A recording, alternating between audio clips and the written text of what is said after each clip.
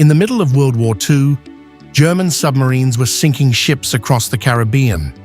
Oil tankers, cargo vessels, even bauxite shipments critical to the Allied war effort. And right in the center of it all was Jamaica. Not as a victim, but as a shield. Air bases were built, patrols launched daily. The island became part of a defense system protecting the Panama Canal, one of the most important assets on Earth. And that level of importance never truly disappeared. Today, Jamaica is once again sitting at the center of something much bigger than itself. Jamaica is not just another Caribbean island. It sits near one of the most important maritime corridors in the Western Hemisphere, the Windward Passage. This narrow stretch of water connects the Atlantic Ocean to the Caribbean Sea. Ships from Europe and the US East Coast pass through it on their way to the Panama Canal. And that canal, it handles a massive share of global trade, especially for the United States. So, think about it like this. If you can monitor the waters around Jamaica, you can influence the movement of ships, goods, and even military fleets. That is why, long before Jamaica became independent, global powers were already paying attention. And by the 1940s, attention turned into action. In 1940, as Nazi Germany threatened Europe, Britain was desperate.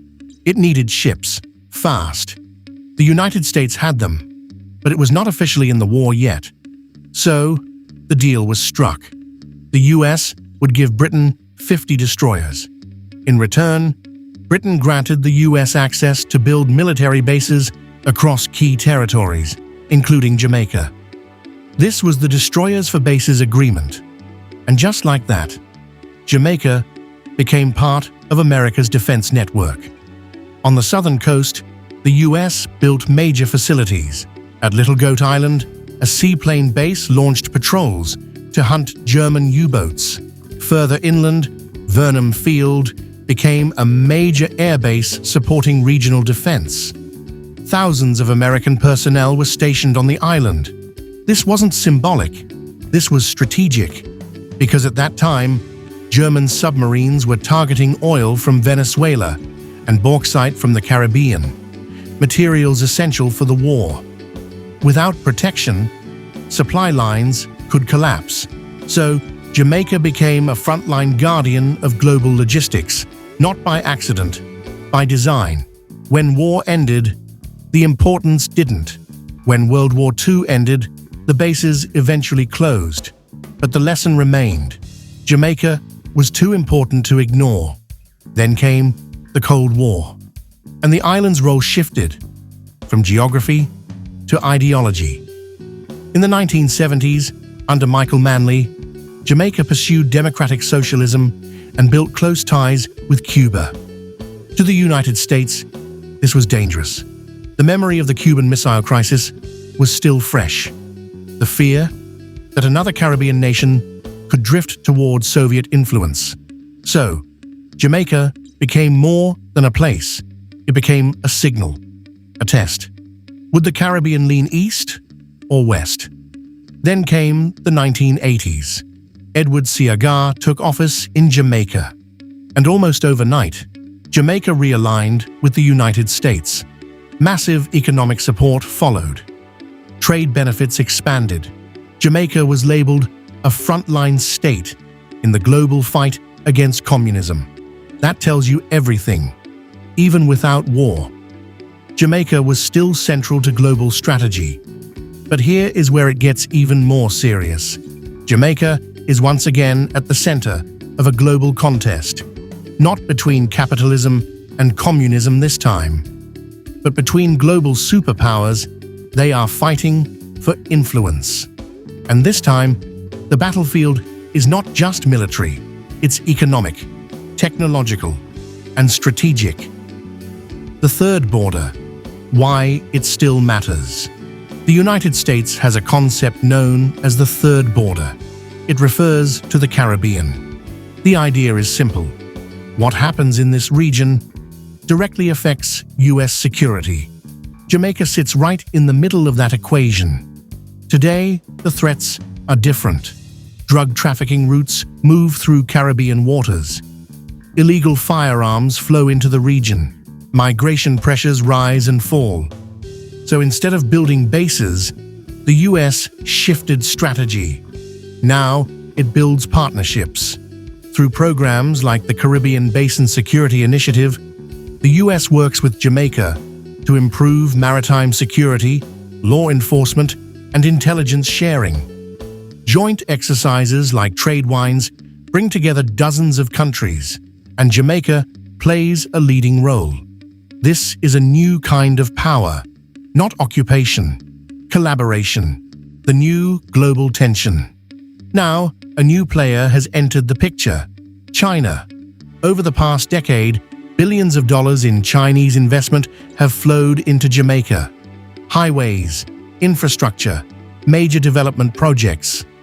For many, this is an opportunity, but for others, it raises questions. Because infrastructure is not just about development. It's also about influence. The port of Kingston, one of the largest transshipment hubs in the Caribbean, has become a focal point. Why? Because ports can serve dual purposes: commercial and strategic. And in today's world, control of infrastructure can mean control of information, logistics, and leverage. That's why global analysts are watching closely. Because Jamaica is no longer just a partner, it's becoming a point of competition. The future of warfare and Jamaica's role. Modern warfare doesn't look like it did in the 1940s. No massive bases, no permanent troop buildups.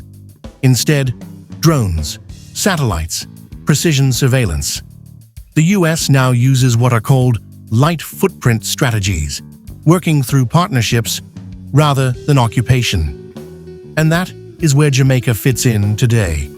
Not as a base, but as a node, a partner providing intelligence, access, and regional leadership. The Jamaica Defense Force is now deeply integrated into regional security efforts, which means Jamaica is no longer just being protected. It is actively shaping security in the Caribbean. What this means for Jamaica. This position comes with power, but also pressure. Jamaica is balancing relationships with the United States, its largest economic partner, and China, a major investor. That balance is delicate, because leaning too far in either direction could have consequences. But handled well, it creates opportunity. Jamaica can attract investment, strengthen its economy, and expand its influence. Because one thing is clear, the world is not ignoring Jamaica. It can't afford to.